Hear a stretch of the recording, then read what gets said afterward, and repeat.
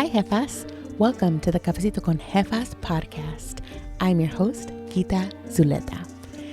As a brand strategist and photographer born and raised in the city of Los Angeles, my passion is to help jefas like yourself understand the concept of personal branding and equip you with the tools and strategies to show up online. Lots of life has shaped me into the woman I am today, with roots tracing back to immigrant Salvadorian and Mexican parents, an inevitable love for cafecito, a neurodivergent brain, an obsession for plantitas, the intentional consumption of audiobooks, and the joy of sharing life with my best friend turned husband of almost 10 years. I'm so excited to have you here. Join me on this storytelling adventure as we deep dive into conversations that bridge the gap between real, unfiltered moments of life and the journey of entrepreneurship. Beyond a podcast, this is a community, a space where jefas come together to share their stories, learn from one another, and create a connection full of support without competition. Every episode is a window into the stories that have molded us, the lessons that have shaped us, and while our paths may vary, the emotions and experiences that unite us remain undeniably relatable. We're all the same but different. So grab your favorite mug, pour yourself a cup of cafecito, and immerse yourself in the conversations that will ignite your passion, spark your creativity, elevate your thinking, and fuel your determination. I see you, Jefa. Keep going. Welcome to the Cafecito Con Jefas podcast.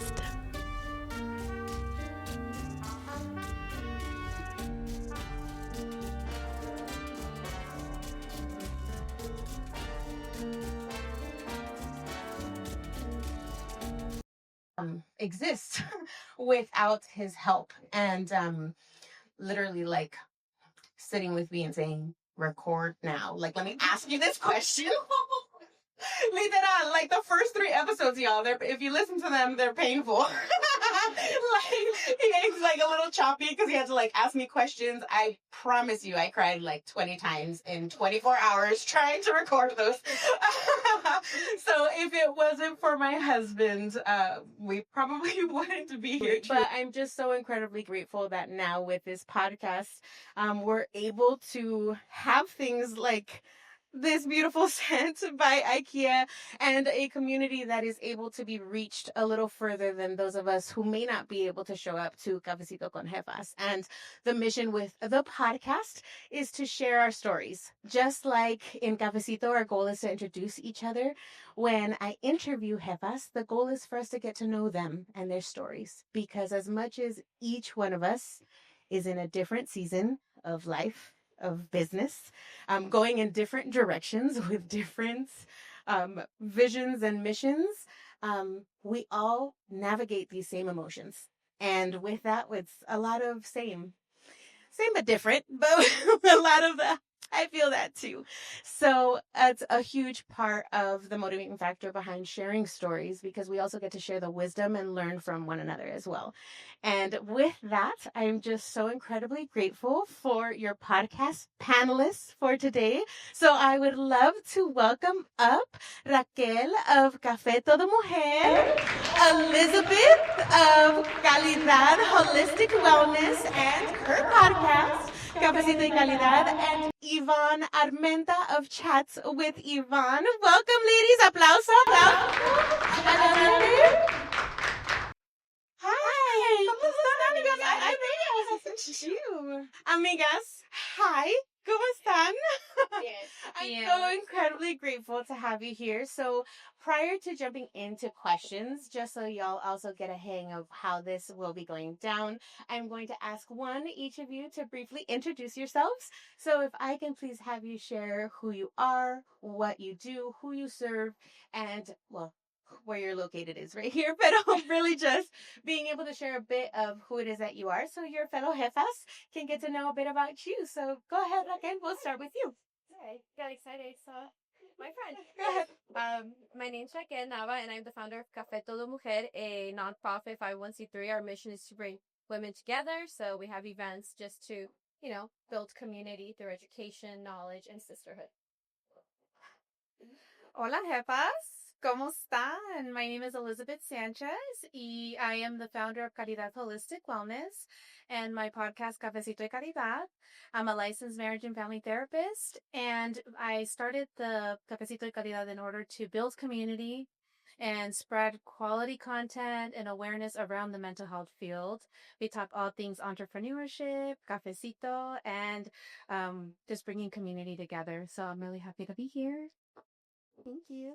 Hola, everybody. I'm Yvonne Armenta. I am an introverted public speaker, creative, and founder of Chats with Yvonne, which is a community where I talk about public speaking because I love it. And I want to help other introverted Latinas love it just as much as I do. So I do coaching. I also am a public speaker myself. So I'm really excited to be here and really excited to meet all of you and see some of you again. Yeah, porque no nos vemos. I love it, and I'm just again so incredibly excited to have each of you because, when thinking about bringing this podcast channel together, a big reason why I reached out with each of you is because y'all are community leaders, and as this is an event focused on community and bringing us together, the goal really is to encourage our fellow jefas to continue to build community around us because we each have our own communities, from our family circles to just our best friends to now being able to expand that. And especially after the past few years where so many of us were needing the community or trying to seek it out or look at how community can look different, right? So many of us are meeting for the first time in this room today. So the fact that being able to have community online, it's possible. I mean, y'all are here and living proof of that. So that's one of the biggest things that I want to have and really talk about today, and how that really has affected each of you in your growth, in your Jefa journey, because of the community that has come around you. And so I have a few questions, of course, for each of you to be able to share with your fellow jefas about how community has really come alongside you on your jefa journey. So Raquel, I'll go ahead and start with you. So I wanted to ask about and see if you can share a story about how community has come alongside you and your community specifically, whether it's yourself or even a fellow mujer that may have been going through a hard time, but because you had that structure of community around and because you have that encouragement amongst it, how has having a community around you during those hard seasons helped? I think definitely the most recent example actually can be our last event. We had a mujer who was a survivor of domestic violence, and she had just walked away. And for our event, a lot of our mujeres said, I'm making these treat bags. If anyone wants to buy them for their kids, we can give all the proceeds. We had her pop up. She like almost sold out of all her stuff. People just coming together. It's someone that had only been to one of our events because of things going on, and that they would rally towards this person and do as much as they could for their kids. She had her two boys there, just seeing the other mujeres pour into her, Venmo her, just give her words of wisdom and words of strength. I think that's the duty of our community, where you don't necessarily need to know this person for a long time, but you know the struggle and the sister where you're like, I'm going to be here for you. I think that's the most recent, and throughout Café de la Mujer, if it's with our drives that we do for different organizations, they always come through. We had one where we had backpacks for foster children, and I think we had over 150 backpacks. So it speaks volumes to our community that we definitely come together when it's time. Yeah, I think it's just so incredibly powerful, and I do know that even your community has come alongside Cafecito con Jefas and really also championed this event even. And, you and I met back in January, apenitas. Very briefly, the three of us met at the We All Grow event in January. And the fact that we've been able to collaborate and be in spaces together to be able to grow our communities alongside one another, it just allows for that space to know that we aren't alone. And being able to say, hey, this is what's happening con fellow mujer, fellow jefa, this is what's happening. This is the need. Show up. And with that, our communities do show up. And I think that's just incredibly beautiful. And I love what it is that you do with your community as well, and asking for that help, and having that safe space. Now, for Liz, I wanted to ask you, I know as a therapist and a podcast host, you have a very unique point of view with that, those intersections that happen there. And so I'd love to know about how that has really impacted your entrepreneurial journey. Like the fact that you're serving your community with your work, and then also now bringing the conversations openly, right? Like essentially you're asking people to have maybe not the same type of conversations, but definitely bringing up conversations that aren't typically talked about. And I'd love to hear how that has impacted your entrepreneurial journey as a therapist and as a HEPA. I think that's a really good question. So I started Cafecito y Calidad in January. And one of the reasons why I started Cafecito y Calidad was I'm in private practice in Whittier. And so I noticed that there was a strong need, Kika, like there was a strong need for more representation. There was a lack of therapists that looked like me. And it was so sad because I can't see all of them. Even a lot of my colleagues weren't able to see them. So I decided to take this journey, and I started Cafecito y Caridad. And it's a completely different ballgame from being a private practice owner. I've learned so much, and I'm sure you can speak to this, Gita, that it's a completely different ballgame, and learning the production of it all. But I've had the honor to be able to interview some of the most amazing BIPOC entrepreneurs in the field, and to be able to showcase that to my community has been so healing, because there is still this stigma within the Latinx BIPOC community to seek therapy services. So being able to not only hear their stories of minority-owned businesses, but also to be able to share my own experience of being an entrepreneur has been so healing. To feel like I'm not alone. And the amount of feedback that I've been getting from my fellow peers, and wow, no estoy sola. Like I didn't know that this was something that somebody else was going through. And I think that's what has helped me too. It's been healing for my community, but it's been healing for me to be able to share some of these stories. And I've been able to branch out to, and, shout out to Nestor over there. He was in our recent episode, but being able to even hear his own entrepreneur journey, I'm learning. So I think it's just been such a learning experience, Gita, just to know that I'm not alone, and that my community should not have to go through this alone. I feel truly, because I find myself saying that so often, especially when we do get together for cafecito, and there are many of us, including yours truly, going through hard times, and just being able to have, even if we're on the screen and all you're seeing is the little heart reactions of us being able to hold space for one another, and just being able to say, no estamos solas.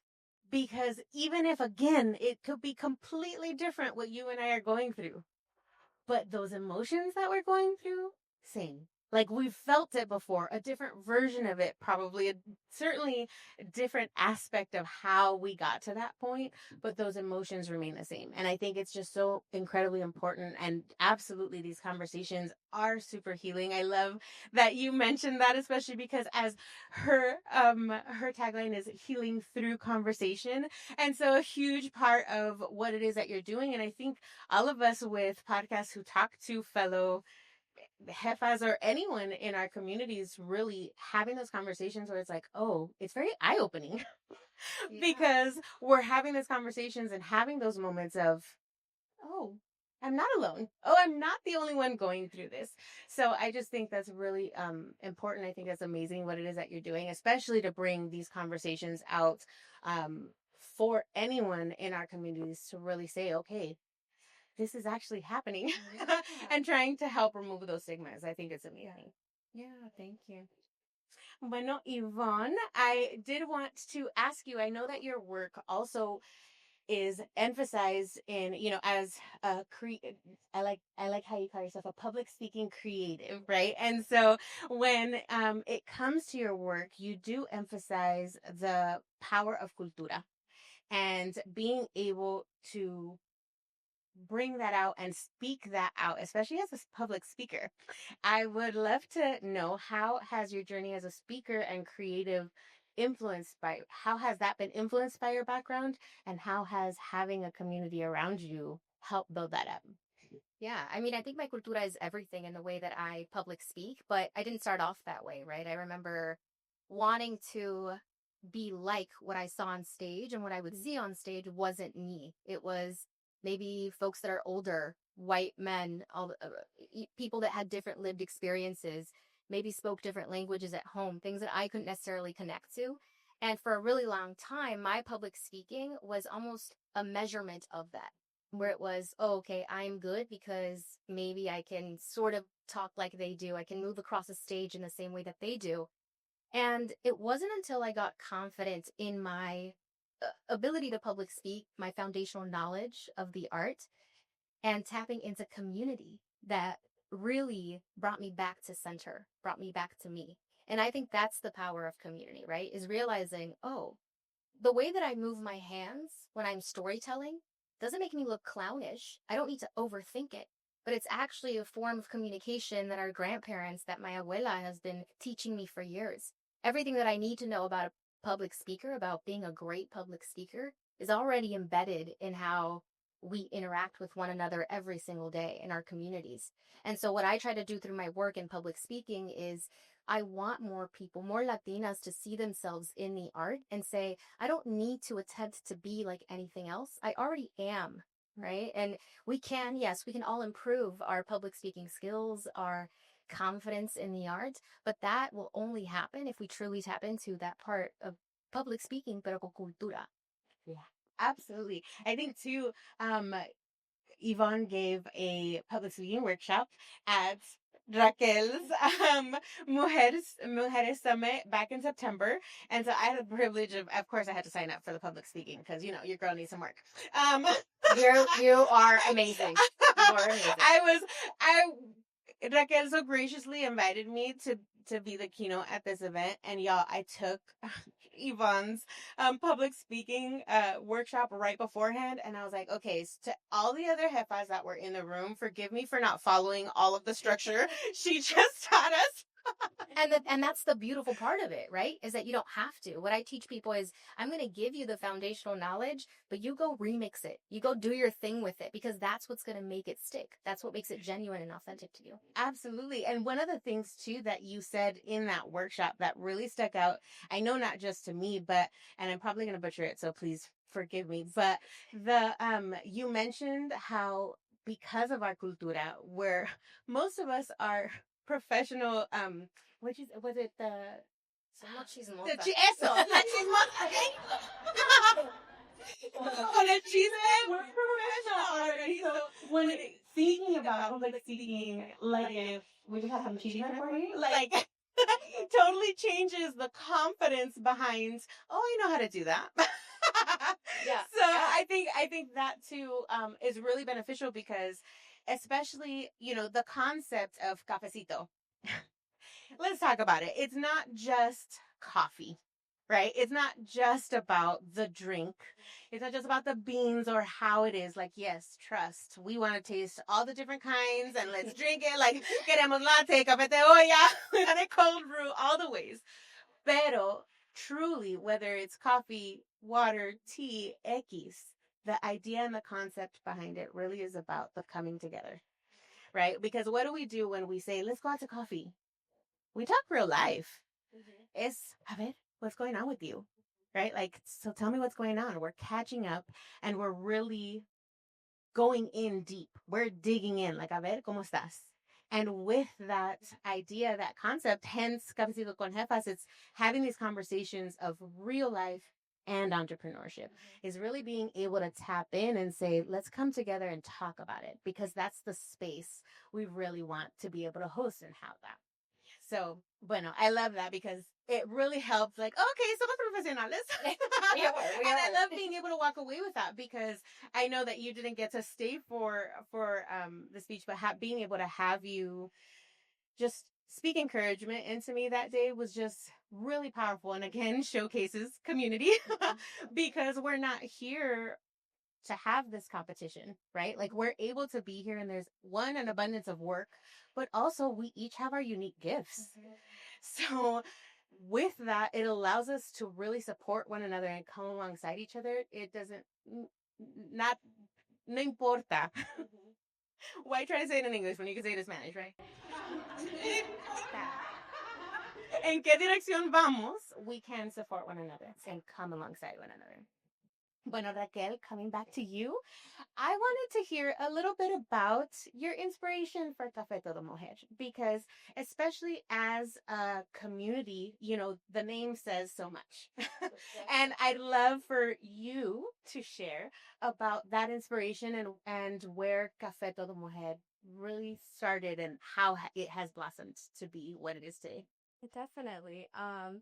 So I'm really nervous. First of all, I usually am behind the scenes even with Café Todo Mujer, but Café Todo Mujer started first for my own personal desire. I have 14 siblings, none of which I grew up with. So for me, it was always trying to find that sisterhood, that bond with someone. And I came to a point, especially during COVID, where I felt like I'm never going to get that, out of all these siblings, and you don't have a connection, you didn't grow up with them or my parents. And I said, you know what? It's never too late. I can build that with friends. And I remember I vividly thinking, like, I have friends that I can count on more than family. And I said, we can build this, as mujeres. And we started during COVID via Zoom. And I was going back and forth with names. There were all sorts of Latinas en Movimiento, las this. And I thought about Café because, as Kita said, actually, I thought when we all get together, it's usually in a Latino household, you're having coffee. And with Café Todo Mujer, it was just like, because as women, I feel like we all come in different, intensities as per se, different roles. Like some of us are introverts, some of us are extroverted, some of us are, we have different life experiences. So for me, it was really important for everyone to feel included. Prior to that, I had attended different mom groups, and as a foster adoptive mom, it's hard to find that bond because, you went to mom groups, but then it's like, oh, but you're not a biological mom, and then you feel less than. And then I feel like other groups I know as women, sometimes we go through struggle that people don't know. So for me, it was very important to include women that were moms, not moms, because you don't know what that mujer is going to do. If her biggest desire is to be a mom, pero no ha podido. So for me, it was really important to make a group that would Café Todo Mujer, like all women, doesn't matter if you have a business, no business, if you're a mom, you don't have a mom, if you have it together, you're figuring that out. It was really important for me to build that group, and I'm really passionate about everything that I do with Café Todo Mujer and the women that come along. And I'm just so thankful for everyone. I mean, like there's she's amazing, and like this is what community is about, and what Café Todo Mujer is about, that we can all sort of support each other. And we're talking, we're like, we kind of similar missions, and it's beautiful because I'm like, I feel like I can support you 100%, and vice versa. I know Kita does it. Like there's never like, oh, you're gonna take my people, whatever. Like, no, like we should all commingle. And I think we need more of that, little mujeres uniéndonos and like really supporting each other. Yeah, no, and I know that was you sharing just a glimpse of that with me shortly after we met in January was really what drew me to you, and being able to come into your I had the privilege of coming and taking photos at your women's brunch in March, and your community was just like, hi, ¿cómo estás? Como que see, I'm like I've been here. Like, and I was like, oh, hi. Okay. Nice to meet you. Like, because, todas, I'm sure at some point, ¿qué van a decir? That's really hard to get past a lot of times. And let alone like, hi, will you be my friend? I mean, come on. When was the last time each of us can think about reaching out to someone that we do not know, let alone online, let alone even in a room. I could have not met you guys at the same event. There was plenty of women I didn't get to meet at that event. But there's so many things that can keep us from reaching out, from introducing ourselves.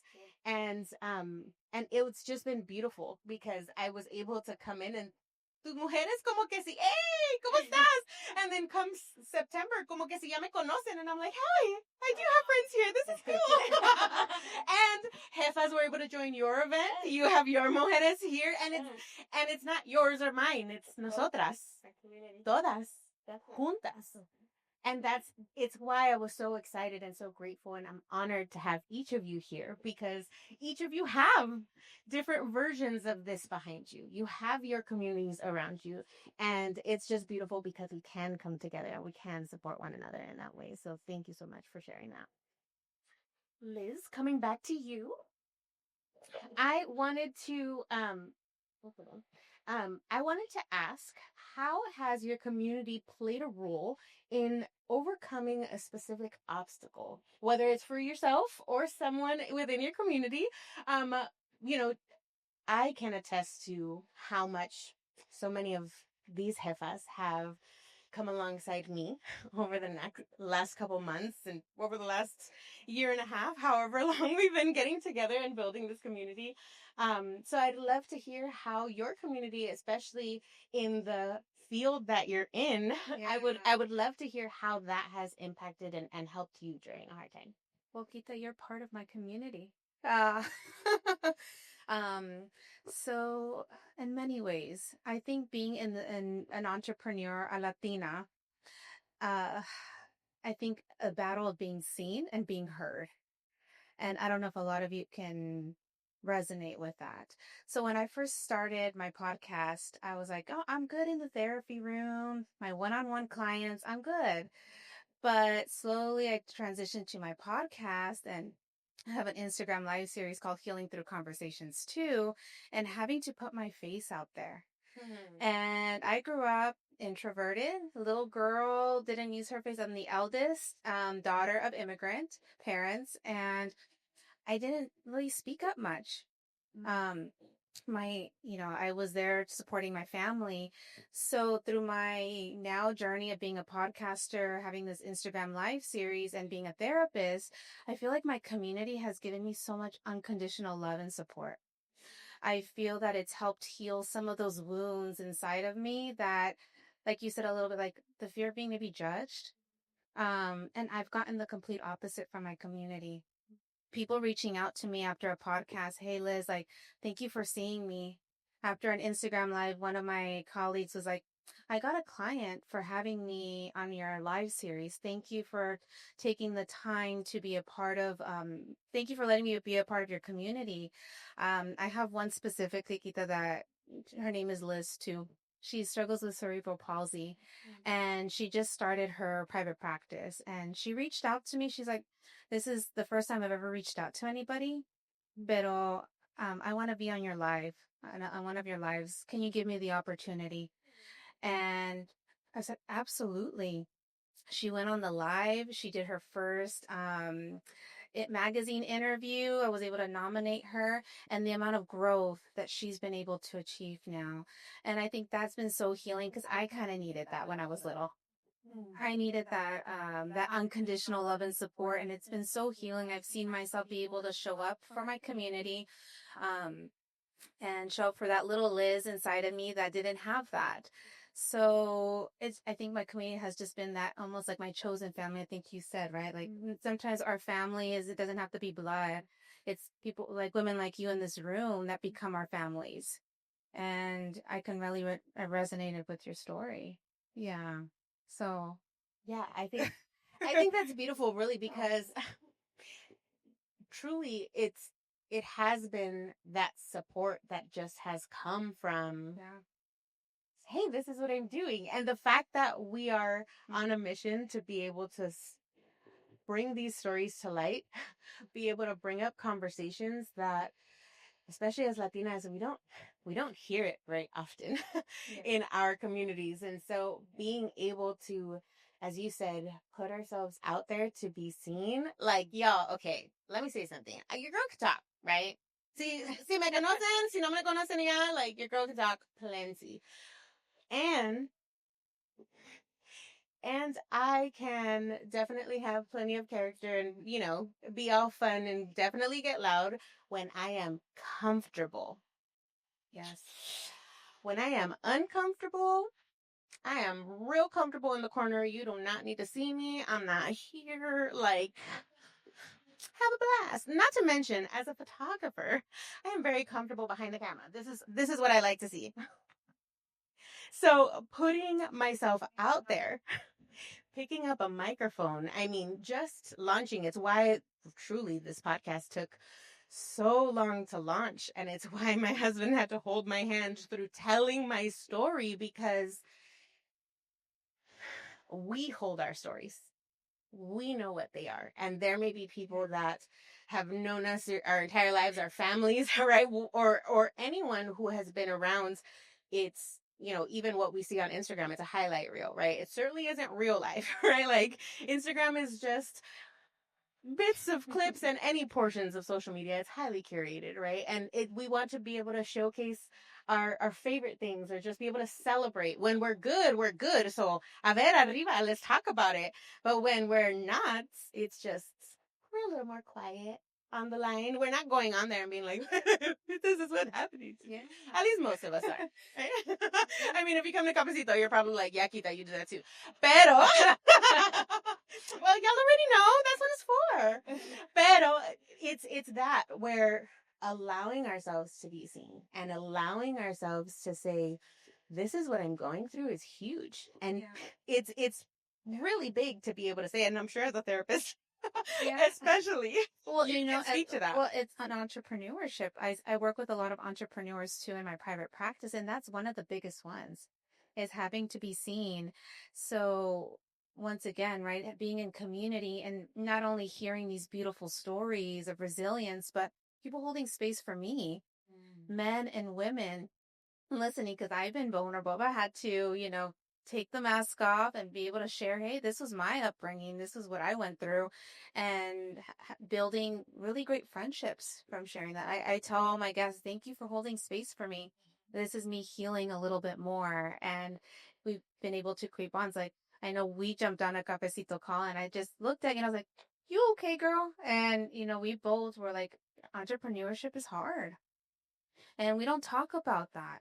Yeah. We don't talk about that. We, like you said, we see the highlight reels, but we don't ever really share like the hours it takes to build these events, like this beautiful event that we're here today, right? Like, and being able to share this with a fellow Jefa, like, I felt, being seen, being heard, and it's just wonderful.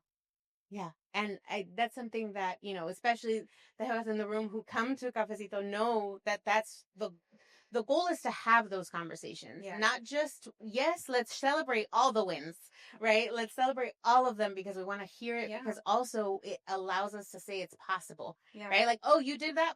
I can do it too, right? And it's my version, and it's not a competition. It's the inspiration that can come from seeing a fellow Jefa accomplish something and saying, hey, sí puede, sí puedo, right? Like, and it's pouring into one another instead of saying, oh, she already did it, so I can't do it either. You know what I'm saying? Like, it's being able to talk about those things, and also bringing to light the hard moments, because vida es vida, so no para. And especially as jefas and entrepreneurs, we feel and ride those waves just a little deeper and just a little higher. And so being able to ride those waves together, and knowing that we're not alone, and allowing ourselves to be seen through those moments, is just incredibly powerful. So thank you for sharing that. Back to you, Yvonne. I would love to know, especially as you're talking about your public speaking career and how it has evolved into where you are now. I'd love to hear about a pivotal moment for you where you felt like your journey either shifted or really just came to you, where like it's not, just about you becoming a public speaker. It's seeing how you as a public speaker affecting and influencing and really being able to speak to your community and making that impact. So I'd love to hear about them. Yeah, actually, the first thing that came to mind is funny you mentioned that, because I was just thinking the other day about why and how I started Chats with Yvonne, because I've been public speaking for 9+ years. So my first ever keynote presentation was to 1,500 people when I was 18, I think, 17, 18. And I'm first gen. I'm the oldest daughter to a single mom. And every opportunity that I got, I was like, well, I have to take it. I have to say yes, because this is a good opportunity. As scared as I've been, right? I'm an introvert. I know this about myself. I'm reserved. Well, I do not raise my hand and volunteer to say, hey, I'll do it, right? Unless I'm called upon, then I'll show up. And I think being the oldest daughter in my family, I always felt like, well, if I'm getting this opportunity, I need to take it. I can't say no to it. And I'm working on not being as much of a yes person, but saying yes to that public speaking opportunity was probably the best thing that I could have done for myself. And it's why I encourage people to do and engage with public speaking. Up until when I did my first keynote presentation, then came another one and another one. And my introvertedness, right, kept making me feel like maybe I didn't like public speaking. It kept pushing me away from it and being like, if I get this nervous, if I get this anxious about going on stage and needing to talk to people, right? Because it is an energy exchange, right? Not only am I giving you my energy, but you're also giving me energy. And we know that as introverts, it's like, whew, okay, I'm going to need to go home for the next 10 business days and not talk to anybody. And it kept me thinking, it kept me feeling like, por eso, maybe I don't like public speaking. Maybe I'm like pushing it too hard, and it's, it comes from a habit of needing to say yes to the opportunities, because why wouldn't I? No one else in my family was able to do this. It's my role to kind of pave the way, right? And then I stopped public speaking when I went into the corporate world, right? So I started in the tech industry at a job, and I did public speaking on the side here and there, but I kind of had just left it. I was like, well, I'm good. I'll just leave it there for a little bit. But it kept showing up for me at work. So they would ask me to facilitate and lead meetings and, all these different things. And one day they said, hey, we're launching, I think it was during COVID. It was in the middle when everything went virtual. They said, hey, we are launching a virtual talk show. And would you like to do it? And again, it was one of those opportunities where I was like, I kind of want to say no to it, but I should do it, right? This is a good opportunity. And it reignited my passion once again for public speaking, but in a different lens. I was then like almost more accepting of me being an introvert, being Latina, not necessarily doing public speaking in the same way that I would see others do it, but that being my thing. I was like, this is my thing. This is why I am good at this. It's like opportunities would not be coming to me this way. Public speaking would not continue to show up in my life if it didn't mean that I was needing to do it. And so that talk show host is being talk show host for that talk show was the moment that I decided to start talking about my public speaking journey as an introverted Latina. And I started Chats with Yvonne. I remember I was going back and forth with my friend. What should I call it? I literally was like, should I call it Cafecito and Chats? Like, what should I do, right? Now I'm like, dang, I should have had Cafecito in there because everybody up here has Cafecito in their name.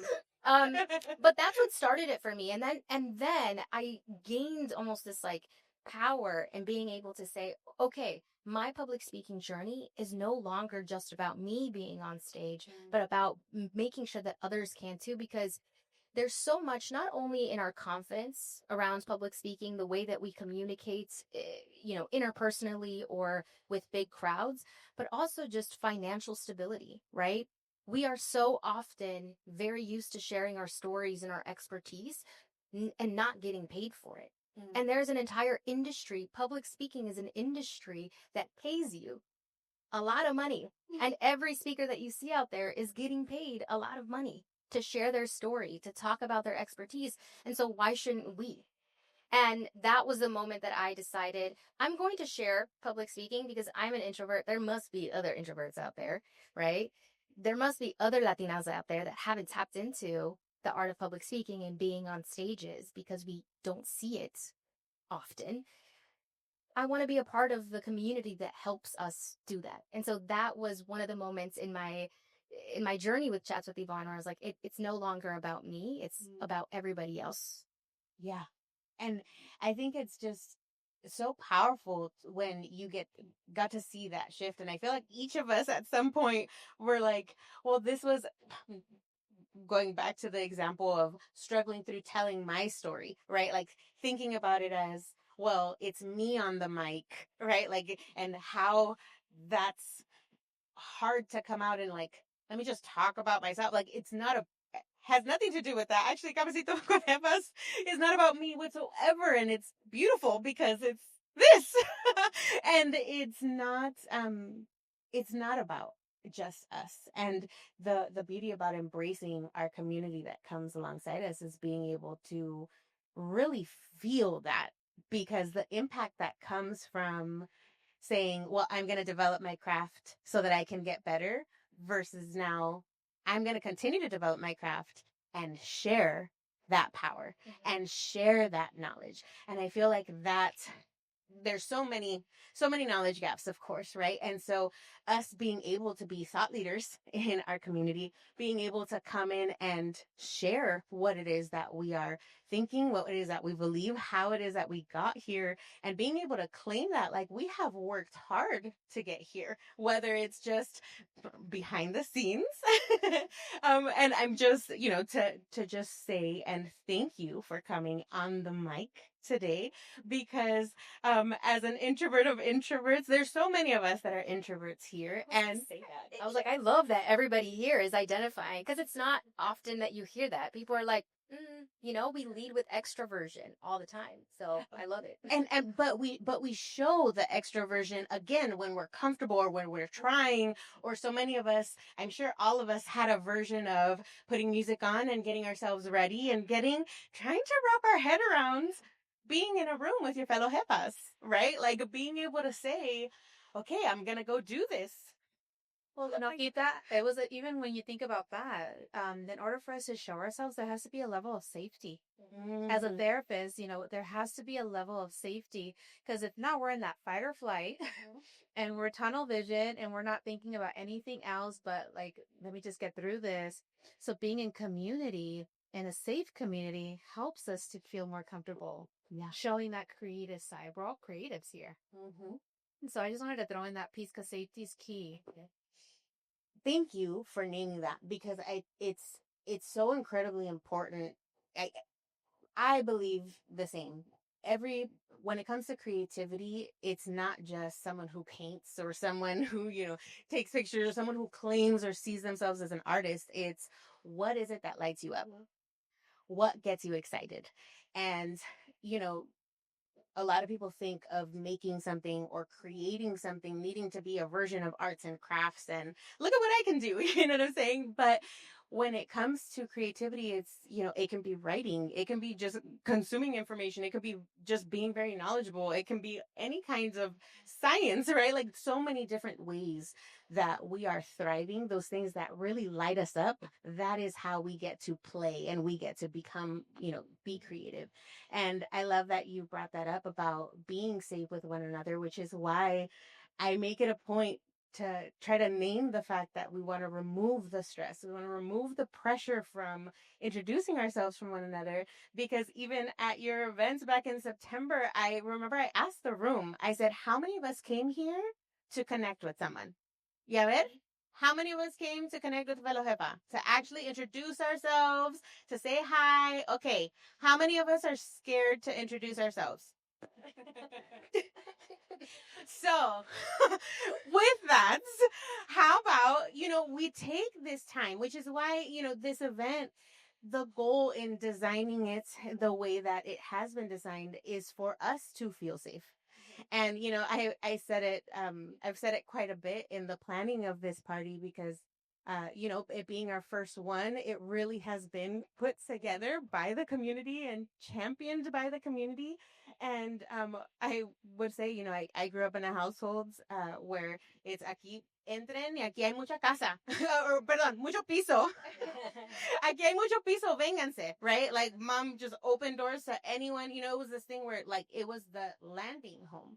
And when it came to this party, I wanted it to be kind of just like an elevated house party where we hang out with our comadres, because we get to have this time. Anyone else will look at today's event and it's just a really long day. But the goal is for us to feel safe and comfortable with one another. And what happens over time? It's like, oh, I've seen her in the room. Oh, I want to talk to her. Like that's the goal for today, y'all. The goal is for us to actually walking with more amigas, with more fellow jefas that we can connect and support with. Because guess what? We're all local. Hey, we're in the room. We're local to Southern California. And how many of us have been attempting to connect virtually and just trying to see who we can follow or get inspired by? No nos sentimos solas sometimes just by scrolling social media. And thankfully now there are many conversations out there that allow and facilitate for that. But the goal really is, let's connect for real. Right? Like there's people behind each one of these Instagram accounts. We're not just an Instagram account, right? Like we're human beings. And I love, again, that so many of us here are introverts. And I love that about how I remember the first time I heard you speak, Yvonne, and you claimed that on stage. I was like, oh, people say this? Like, because most people don't. It's just, they won't name that hard. Right? It's like, look, I can do this, but I need to work my way up. Like even for the workshop, you're like, I wasn't in the room. I needed to be in the zone. I need time, like you said. Oh, yeah. I mean, you said I got ready with music. I get ready in complete silence. I only like my thoughts. That's it. When I go running, I don't listen to music. Like that is stimuli that I know myself that I don't need right before going on stage or right before public speaking, and it works for me. And that's what I mean when I say, adopting and claiming these who we are and our identities only makes us better public speakers because you understand yourself. Listening to music, hyping myself up, that's not going to work for me. I'm going to come up on stage and be like, right? Like just not even know what I even said. But if I allow myself the space and the ability to say, hey, what works for me is this, and doing that and leaning into it and understanding why that is that it works for me, that makes us show up as better public speakers. Oh man, there's so much there because just that self-awareness. Let's talk about that real quick because becoming self-aware can be really hard work to do, to really allow ourselves to look inward and say, okay, not just who am I, but like, what's happening? What is overstimulating me? Where and how am I most comfortable? That's really when we're able to own our power in any direction, which is why each of us get to grow in many different directions. But being able to know ourselves enough and own that and be able to say, this is my struggle, right? Like I'll go off on tangents and I'm just like, oh, well, yay, ADHD. Thank you. You know what I mean? Like being able to know and being able to say, this is how I am able to show up. This is how I am best able to serve. And being able to say, because I know who I am, this is what I need so that I can best serve my community. Thank you. I can speak to that Yes, because I feel like that's a journey in itself. I feel like being an entrepreneur has helped me to figure out what it is that I want. Growing up, right, I mentioned, right, being the eldest daughter, I wasn't always asked. And so being an entrepreneur, having to people come to me say, well, what do you want? Or how do you want this structured at work? Or well, how do you want your office set up? I've had to really have to dig in and be like, okay, this is how I want it. And it might not go well the first time, but being okay with that. I think it ties into boundaries. That's also how we figure out who we are as individuals, is being able to understand what our boundaries are. For you, it's not listening to music. For me, it's if I'm going somewhere, whether it's a podcast recording or going to work. I had a podcast recording the other day and I told my husband, I can't have you drive with me. I need that time for myself. You're going to want to be chatting it up and I can't. I need my good music and I need to just be, because I need to be by myself. I need to self-reflect. I need to listen to what Liz needs right now. And So really learning that self-compassion piece and being kind to myself. Like, I feel so bad. He wants to join me, but no, I need that time for me. And I think that it comes with time and self-awareness. Yeah, and that takes a lot of practice to speak up for yourself in that way too. Because it's so incredible, and I've shared it before how I just named the fact that I have ADHD, so I'm neurodivergent brain over here, but also my husband is a neurodivergent, but our neurodivergency shows up literal black and white. Like he can work with the TV on and music and no sé qué, no sé qué, and I'm over here like I need silence. I cannot think because I can't like I can just feel like it's almost I can physically feel the distraction like being pulled in different directions. And so needing it took us. I mean, we're about to vamos a cumplir los 10 años, y'all. So yeah, 10 años in the making, and I have as I've hinted to in the past, we have a really cute story because we were a long distance for 7 years before getting together. But bueno, the point is, and our moms are best friends, so we like know each other since diapers. But but it took us that journey, which is a whole different journey in and of itself, right? To learn not just ourselves, but then each other and how to be able to accommodate that. And having that practice at home has really allowed for it to become easier to just show up in spaces and say, this is what I need and this is how it's necessary. And just like you're telling your husband, like, no, I appreciate you wanting to come. I love you, but no. Thank you, but no thank you, And being able to say that and being able to really come into owning that as jefas in any direction, but especially as jefas too, you're mentioning, we get to make those decisions. We get to say, this is what we're personally. And there's so much growth, which is why I feel like it's so important for us to have these conversations of real life and entrepreneurship as jefas because no se separan. No se pueden separar. Like we are, it's jefa life now, right? Like if we're choosing entrepreneurship, it's our real life includes entrepreneurship, whether we actively serve our clients or our people during set hours. No es que para la mente, because we're constantly working or figuring that out or wanting to do that. And that can also be reflected in any of our roles. Again, even if we're not specifically business owners, in our roles, whether it is being a mom, whether it is just being a student or anything that it is that we're pursuing, owning that role and being able to say there is that up and down that comes alongside it. And we're so used to compartmentalizing so many things and showing up differently for different events and for this and for that and putting on different hats, but really we're the same person.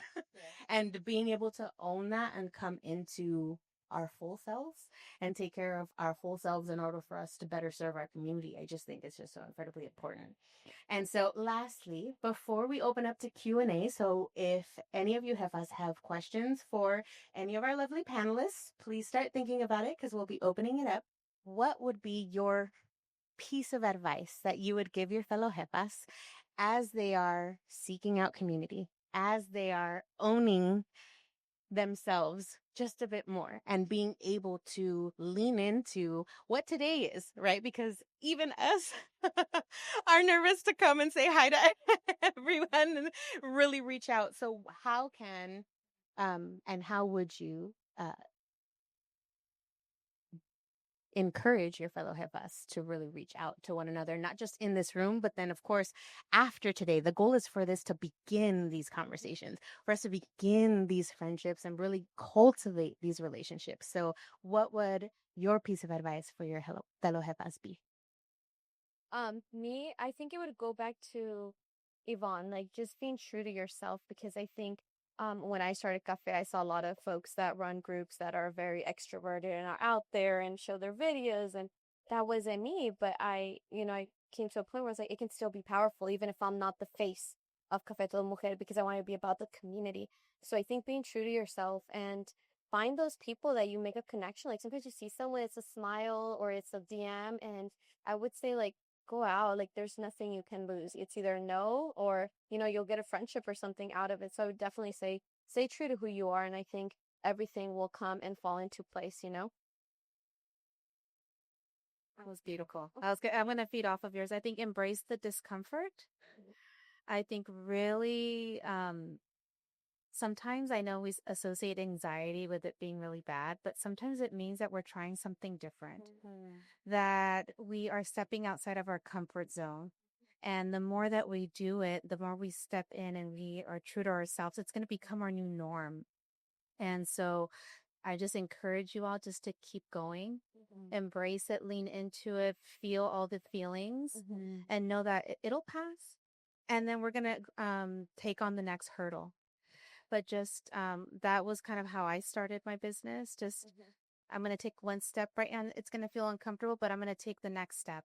And I'm going to see somebody, and you know what? They have that smile that you set, and I'm going to just say hello. And then the next time, I'm going to exchange numbers or the social media account.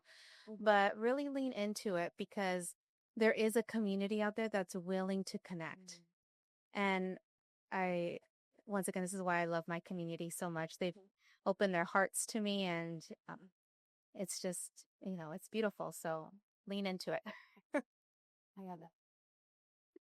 So I like to say that 80% of my life, I spend it deep into my introversion. And then that 20% of the time is where I lean into that extrovert in me. I make these crazy decisions that everybody thinks like, what? That was random, but it wasn't, because I'm also an overthinker, and I calculated everything. The math was mathing, right? And so based on that, right, it's one of them is knowing yourselves and being like, okay, I understand that 80% of the time I live in my introversion. One day I'm going to be like, okay, let me just do it. Don't even think about it.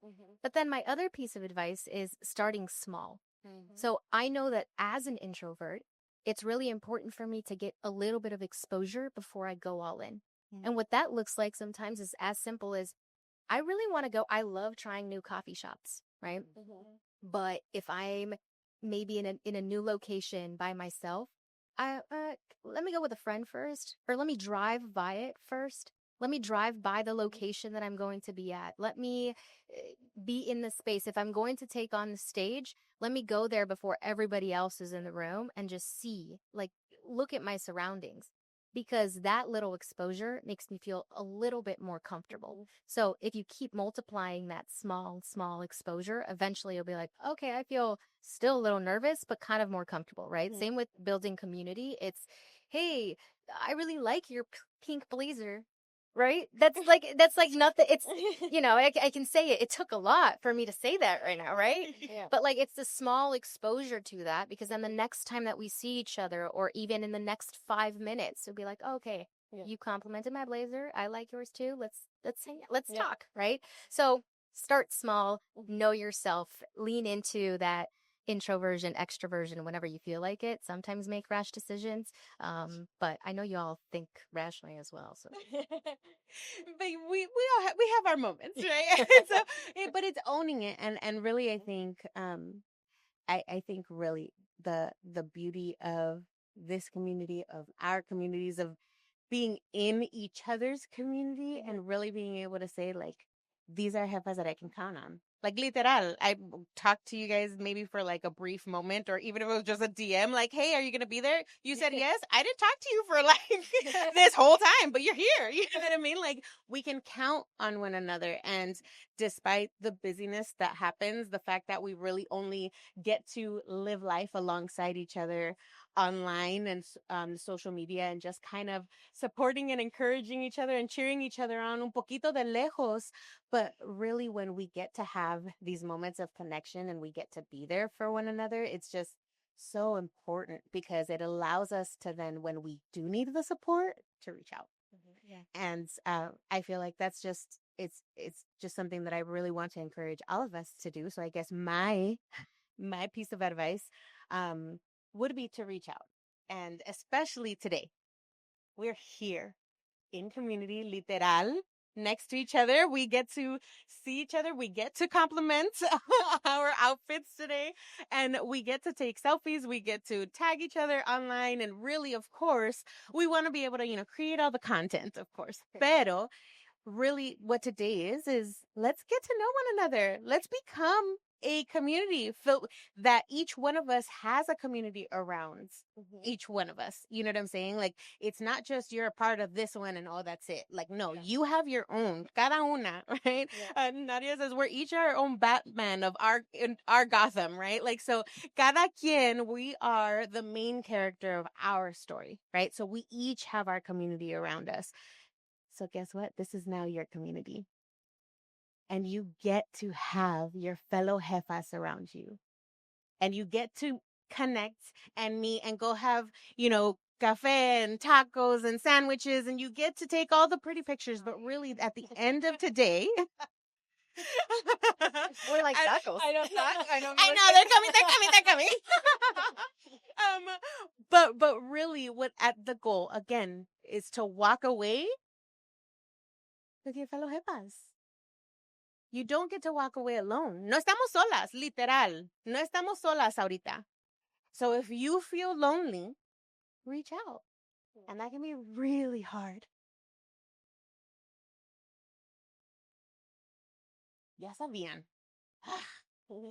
It can be really hard. And Cafecito, truly, very short. Let me try to say this very quickly, but this community started after almost losing my husband, and we were deep in our healing of all of that events. Pero yo me sentía sola, pero lo que se dice sola. It was mid-pandemic. We had family members either long distance or simply just not around or not knowing. And we were just very much so us. So then we're over here just in it. Yeah. And then I was just in it, sola. And that's how many of us feel. And it doesn't have to be that big.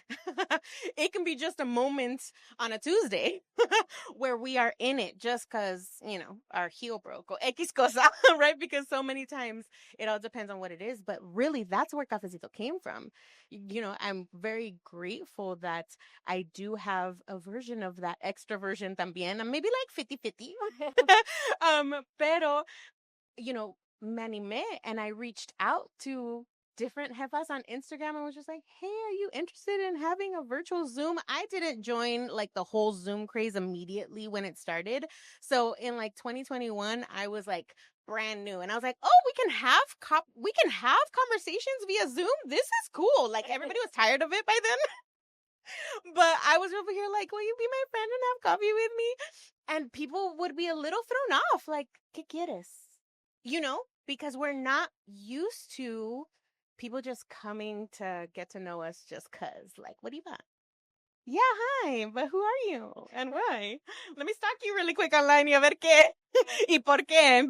Because we put our guards up. And it's why Cafecito, after I probably end up having maybe at least, I don't know, a solid 50 one-on-ones before I started doing hosting group settings, because I realized after so many conversations that we were all same but different, and we're all going through. So I got to hear so many stories long before having a podcast. I got to hear and connect with women and hear all of that. And again, we're different parts of the world, literal, and still feeling and going through so many of those same waves and definitely the same emotions. And so my biggest advice and piece of advice would be to reach out. Like now more than ever, you literally have this community here. Anyone in this room, any of these jefas here will answer your call, answer your DM. They will give you time. Like cada una de nosotros venimos, as you raised your hands earlier, to connect with one another. So my biggest piece of advice, my encouragement for today, walk away with amigas. Walk away with your fellow jefas because we have time. Now the show's about to be over. Ahorita van a venir. You're going to ask us questions, but the show's going to be done. We get to have a house party, y'all. Like, we get to just hang out now. So now, ¿qué vamos a hacer? Are we really going to be all along in aparte around the space? You guys see how gorgeous this space is. Bien bonito, nos podemos quedar aquí, like bien cómodas. Oh, let me take a nap.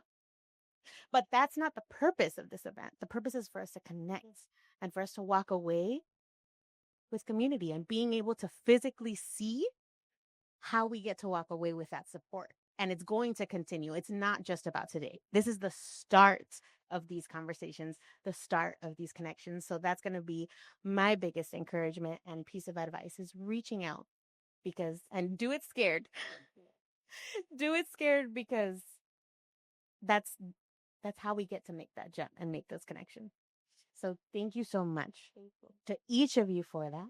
I would love to open up the floor because I'm sure y'all, this is a chance where we get to start having this conversation, okay? Because now y'all have been sitting here listening to us talk, ya nosotros tenemos nuestra horita aquí sentadas. So I'd love to hear from y'all and just have you ask a few questions to your fellow jefas, and we're just gonna take a few questions so that way again we can continue our conversations, we can get to the food, we can have our cafecito, we can party through the end of the evening. But I did want to have y'all be able to have an opportunity to ask your fellow jefas for a few different questions. Hola, y muchas gracias. Thank you for everything that you've shared. When I do informational interviews, I like to ask what has been one of the most rewarding things that you had in your journey. But today I would like to ask what has been one of the hardest or scariest things that you've had to do in this journey? Like Kita said, do it and do it scared. What has that been for you?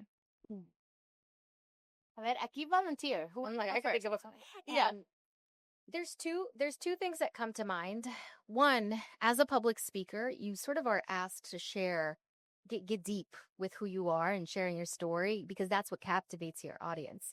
We are all human, and to humanize public speaking, we have to share a bit of our humanness, right? And I think what has been really scary for me is that my story is not my story alone. It's my mom's, it's my brother's, it's my sister's. It's everybody that is impacted by me sharing these stories. And I generally am very, again, I'm going to go back to where introverted, right? I am reserved in that way. And public speaking has allowed me to get better at it. But one of the hardest things for me is sharing my own story, because I feel like, is it exposing that of my mom's story? And she's not ready for that. I may be ready to share it, but it's also her story and she needs to be ready to share it too. And I'm not going to do it. So that has been hard in how I approach my public speaking. The topics are very individualized to me, but there are some moments when I know that it would be more powerful and more of a connecting thing if I were able to do that. So that's challenging for me sometimes to balance that. For sharing that perspective. Something to think about. Gracias. Yeah. Lati. Similar to yours. I think being in the podcast world, really having to share my story too. My team's always like, Liz, are you ready? Like, it's hard because we are telling our family stories too. And my mom and my family are very private, traditional Mexican family household. And for me to be able to share, and that's actually how my community has connected to me. The more I've been able to share my story, they're like, wow, like you get me. But it's been so uncomfortable. Even before I go into a podcast, my producer's like, Liz, how are you doing? Like, are you ready to share this part of your life? And having to really talk myself like, no, no, I'm not. However, I know that my community is going to benefit from this. And I feel like that's why my following is so loyal and so dedicated to me, is that, wow, she gets me. And it's still a work in progress. Every time I have another episode, I open up a little bit more. But it's a little bit of that exposure therapy. Like, I'm going to try this out a little bit. Let's just see how it goes. And then next time I'll try a little bit more and see how that goes. But the more I do it, I've also seen like I'm able to tolerate it, and I can, it gets easier. Yeah. Will you answer it? Oh, okay. If you want, go ahead. Okay. I think for me, I'm still working through my story. You know, collect story is very complicated, and I think I'm still working through that. As an extrovert, I'm also very guarded in who I let into my life. Like just sharing about my son, this is the first time I ever opened up because I feel comfortable, but I'm still working on that portion. But in regards to cafe, I think the hardest part was definitely our first event. You know, because you believe in what you're doing and you believe in your mission, but then will people show up? Will people understand it? I think just our first event, it was really tough, but that was the scariest thing. But then I think I'm also very thankful because I saw who believed in it, and yeah, I feel like the most difficult thing. Hi, ladies. My name is Brianna. Thank you so much for being here today. It's very powerful hearing your guys' stories and not only like how you serve the community, but also like your clients. And I know we talk so much about community, but I'm very, very curious to know how you all take care of yourselves physically, emotionally, spiritually, like in all capacities, because I know we all have responsibilities as being a daughter, being maybe a mother, being so much to other people. So I really want to know how you guys prioritize yourselves because we all know if you don't fill your own cup, you can't fill your community's cup. So please tell me a little bit more. I went first last time. Okay, fine. She said, not me. Well, actually, if y'all don't mind, I do want to, I'd love to answer this, because in truth, um, for the past year or so, prior to the last couple weeks, I wasn't taking care of myself. And I was strictly prioritizing work, the community, anything else.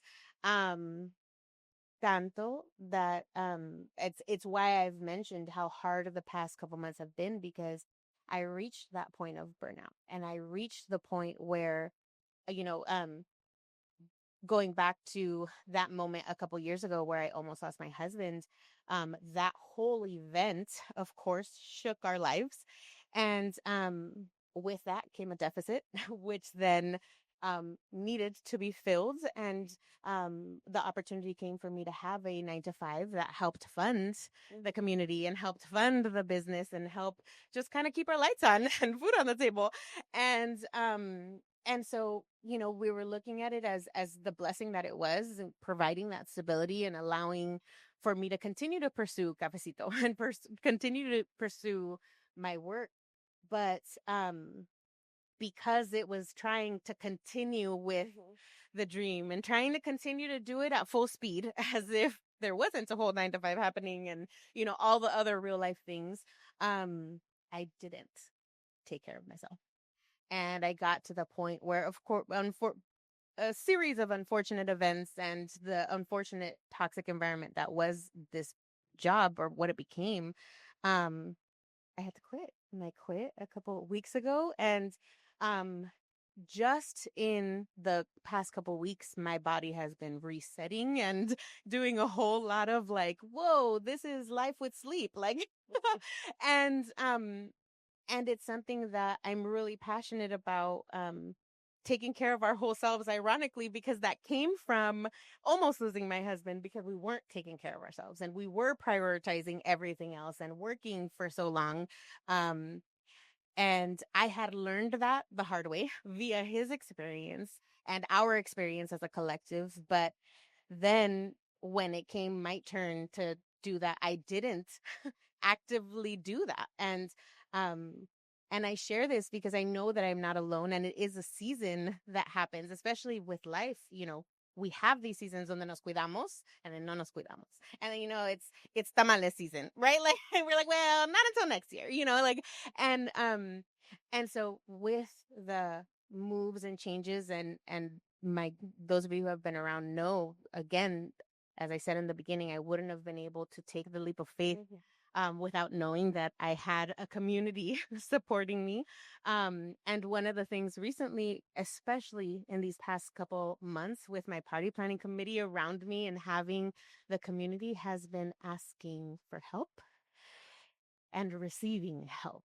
And so specifically to now wanting to prioritize my health again, knowing that in prioritizing my health, even if it's just drinking more water or sleeping an extra 2 hours a night, or X, just taking a walk, coming outside and getting some sunlight. Those things, those seemingly small things that we neglect a lot of times are so important to bring back. And so I'm so excited to share that I'm now working with a health coach, a fellow jefa who's sitting here, Karina. And, it's things like that where I had to ask for help. And I'm so excited now that I don't get to be alone, not just with my community, but I'm asking for help specifically in that way because it's necessary for us to do that. And whether it's with a coach or by yourself, but simply prioritizing our health is so incredibly important for us to be able to fuel any dream, any job, any role that we have. It's incredibly important. So I did want to share that bit because I think also it can be easy, I would have loved to stay quiet and hear all the ways y'all actually take care of yourselves. But not all of us are at that point always. It's not always a win, right? Like I can't stand up here and be like, oh, look at the body I've been working on for the past year and a half. You know what I'm saying? Like it's not that. It's this is where I'm at. And being able to say this came from the consequences of not taking care of myself. And now being able to say it's possible to change that. And I'm already feeling better because I'm already sleeping and I'm already drinking more water and I'm already, going on a walk and feeling myself slowly come back to myself is so life-changing. And I think it's just so incredibly important for us to really prioritize that. And as someone who does not want to see any of y'all go through these things, it's drink water, sleep, all the things that our moms are like, a ver, ¿qué tienen que hacer? Para cuidarnos, and a lot of times we can look at it like a task. Or like we have to do it. And I'm sure each of you, and I still want y'all to answer the question of how you do so that we can also see how you do take care of yourself to keep going. But I just wanted to take the moment and share that because I know I'm not the only one, which is the whole purpose of sharing stories, right? Like no estamos solas in these positions, or even if other people have also been there and are no longer there, so many of us have had those points and turning points. And so I just wanted to share that so that we can also see and be able to encourage all of us to take care of ourselves, because I don't want to see any of y'all here in a year or in a couple months at all. So I'd love to hear from y'all as well to answer that question. ¿Cómo se cuidan? A ver, ¿qué hacen? Pika, I was in your position not too long ago. So I have a 2.5-year-old toddler, and motherhood really changed me because I'm no longer just trying to take care of myself for me, but it's for my son and my husband and my family. And so one of the things I started to do was, because I started feeling I was really tired. I've been an entrepreneur for many years. And I was like, I'm feeling so tired. I'm not, and I look okay. My whole family was like, you look fine. I wasn't feeling fine. I was burned out. And I decided to start working with, hence my private practice Calidad Holistic Wellness, started working with a naturopathic holistic doctor. And all the regular conventional doctors were like, you're fine. Your blood work looks good. And she actually went the extra step. She specializes in women's health. And she noticed I was borderline Hashimoto's disease. Hashimoto's disease is, for those of you who don't know that, that's an autoimmune disease. It runs in my family. And she's like, you're borderline, but let's take care of you so that you no longer have to deal with that and you don't pass that on to, to your son, because I'm modeling to him what self-care looks like. So I got my act together. She got me on supplements. She's like, okay, you're already active, because I've been an athlete since I was in high school. So I love to move my body. I was a dancer. I played water polo. I've always been very active, so we changed my nutrition, and she did my blood work 6 months. She's like, I'm going to give you 6 months. Let's see where you're at. My numbers dropped drastically. I was sleeping a little bit more, drinking more water.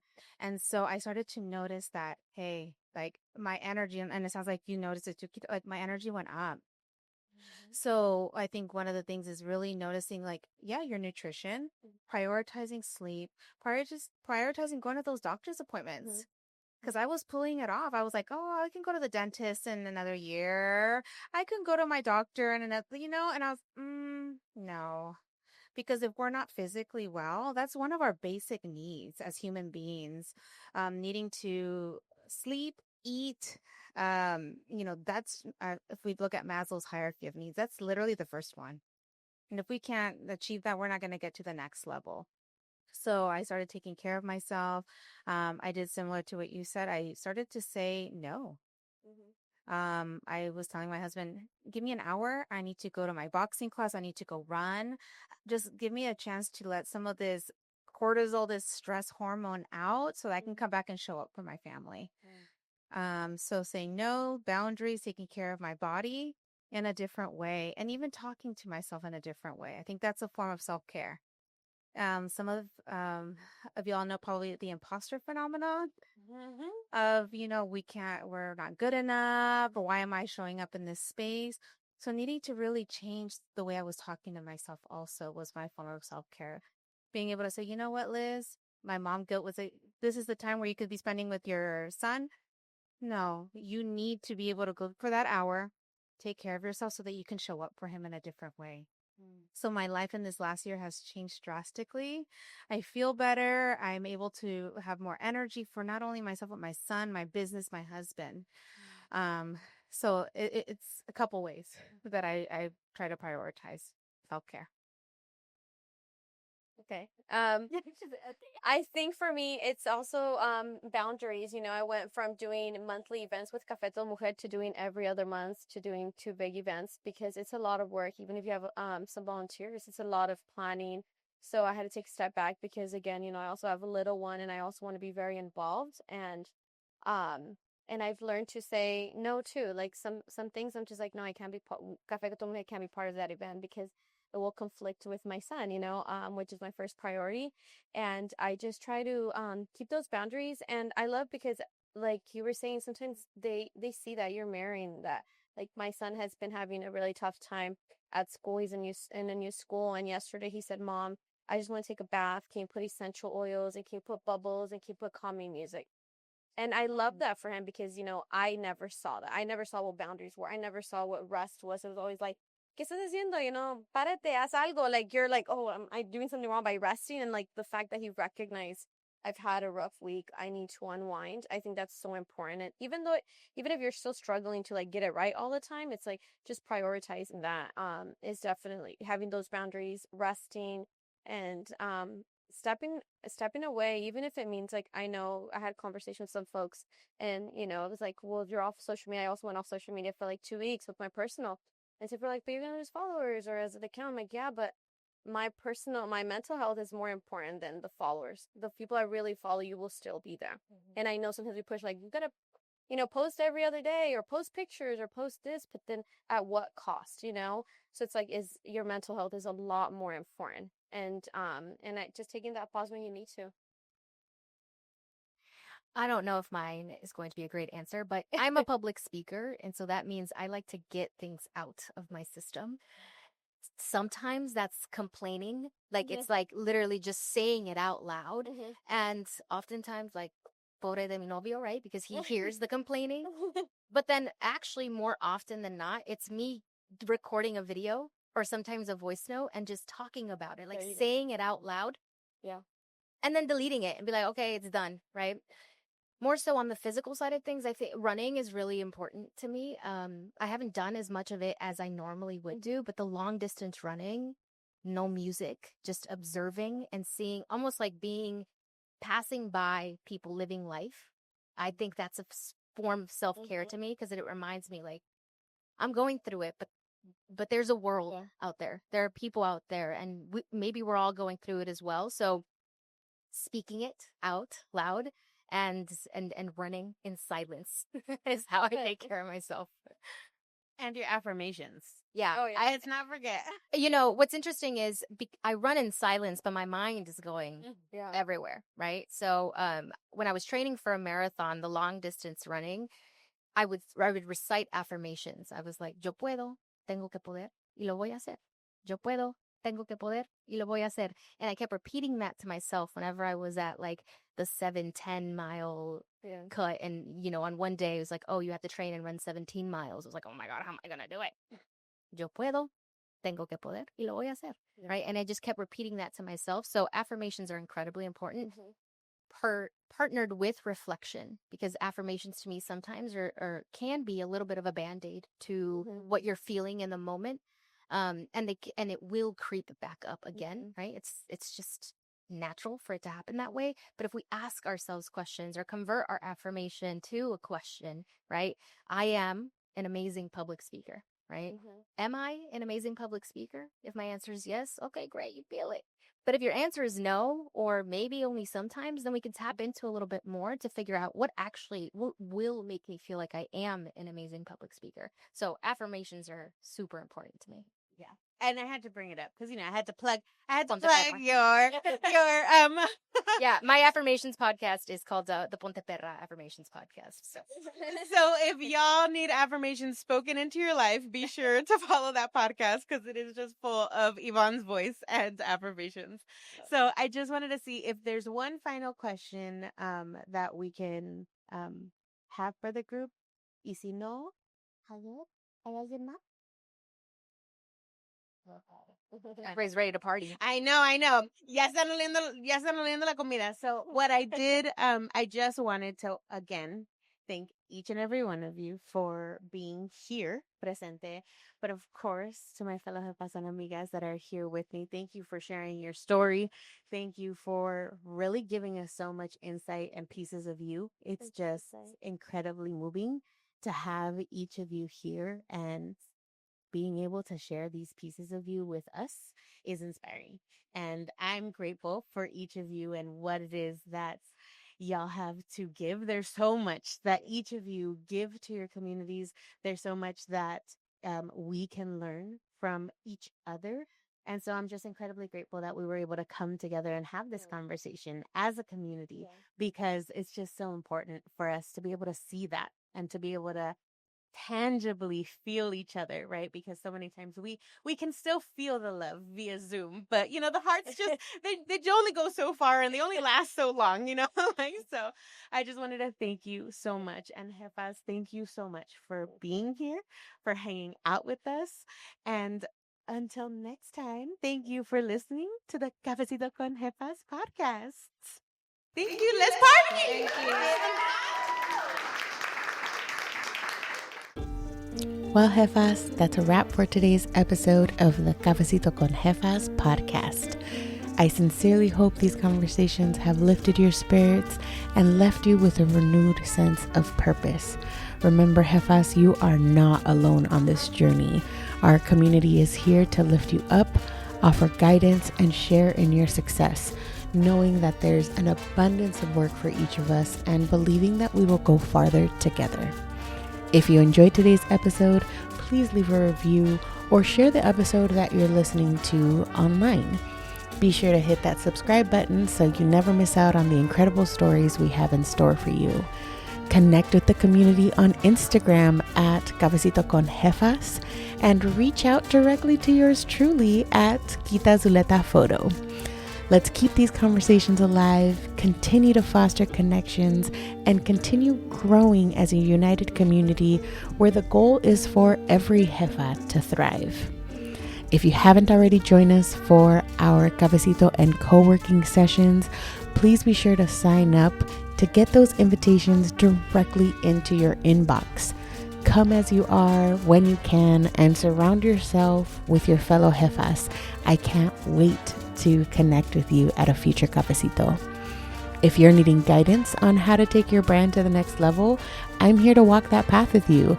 Book a free consultation with me, and together we'll develop strategies that will feel in alignment with the season that you're in, as well as setting yourself up for the growth that you desire. As we close today's episode, remember that your journey as a jefa is an ever-evolving one. Keep going, pasito a pasito. You deserve it. Until next time, jefas, I'm your host, Zuleta. Thank you for listening to this episode of the Cafecito Con Jefas podcast.